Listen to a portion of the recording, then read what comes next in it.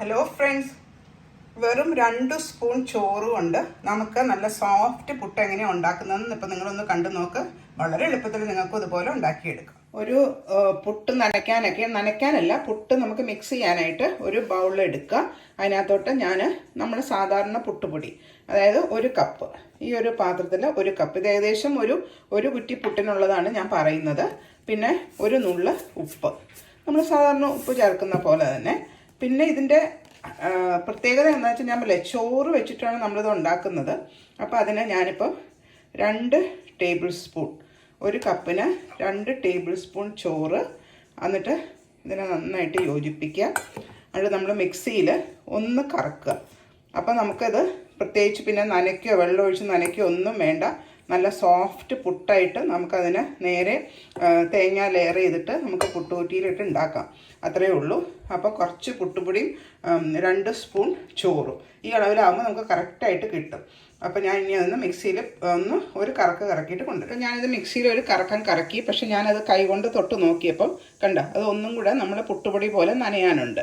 അത് ഓരോ പുട്ടുപൊടിയുടെയും ചോറിൻ്റെ ഇത് അനുസരിച്ചിരിക്കും. അപ്പം നമുക്ക് എന്താ വേണ്ടേ, 2 ടേബിൾ സ്പൂണും കൂടെ ചോറ് ഞാൻ അതിനകത്തോട്ട് ആഡ് ചെയ്ത് കൊടുക്കാൻ പോവാം, മിക്സിക്കകത്തോട്ട്.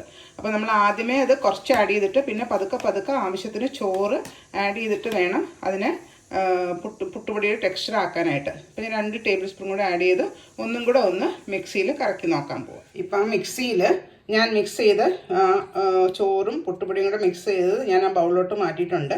കണ്ടോ? അപ്പോൾ നിങ്ങൾക്ക് പുട്ടുപൊടി പോലെ വെള്ളമൊന്നും ഒഴിച്ച് നനയ്ക്കുകയൊന്നും വേണ്ട. ചെറിയ കട്ടകളുണ്ട്, അതൊന്ന് ഇങ്ങനെ നമ്മൾ സാധാരണ പുട്ട് നനയ്ക്കുന്നത് പോലെ ഒന്ന് ഇതാക്കി കൊടുത്താൽ മതി. എന്നിട്ട് നമ്മൾ പുട്ടിന് സാധാരണ ഉണ്ടാക്കുന്ന പോലെ ഇങ്ങനെ ഒന്ന് ട്രൈ ചെയ്ത് നോക്ക്. നിങ്ങൾക്ക് നല്ല സോഫ്റ്റ് പുട്ട് ഉണ്ടാക്കിയെടുക്കാം. നേരത്തെ നനച്ചൊന്നും വെക്കണ്ട. ഇതുപോലെ ചോറ് ഇരിപ്പുണ്ടെങ്കിൽ ഇതുപോലെ ചെയ്ത് നോക്കാം. പിന്നെ ചോറിൻ്റെ ക്വാണ്ടിറ്റി ഞാൻ പറഞ്ഞല്ലോ, ആദ്യം നമ്മൾ 2 ടേബിൾ സ്പൂൺ ആഡ് ചെയ്ത് നോക്കുക. പിന്നെ ആ ചോറിൻ്റെയും അരിപ്പൊടിയുടെയും ഡ്രൈ ആയിട്ടിരിക്കുന്നത് അനുസരിച്ചിരിക്കും.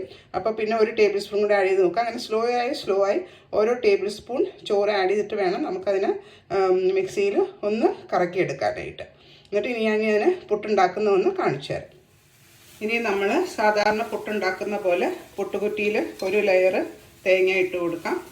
അത് കഴിഞ്ഞ് നമ്മൾ മിക്സിയിൽ അടിച്ചെടുത്ത ആ പുട്ടുപൊടി ഉണ്ടോ, നല്ല സോഫ്റ്റ് പുട്ടുപൊടി അതിനകത്തോട്ട് ഇട്ട് കൊടുക്കാം.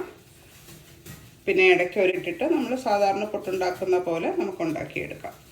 അത് നിങ്ങൾക്ക് എല്ലാവർക്കും അറിയാവുന്ന കാര്യം തന്നെയാണ്, പുട്ടുണ്ടാക്കുന്നത് എങ്ങനെയാണെന്നുള്ളത്.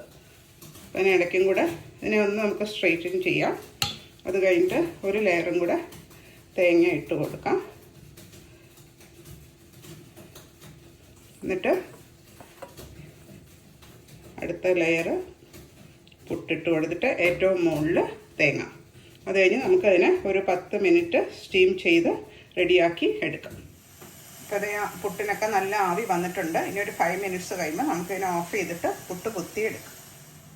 ഇപ്പോൾ നമ്മുടെ പുട്ടൊക്കെ റെഡിയായി. ഞാനതൊരു പ്ലേറ്റിലോട്ട് കുത്തിയെടുക്കുവാണ്. വളരെ സോഫ്റ്റാണ്, തൊട്ട് നോക്കിയാൽ തന്നെ നല്ല പഞ്ഞി പോലെ സോഫ്റ്റാണ്.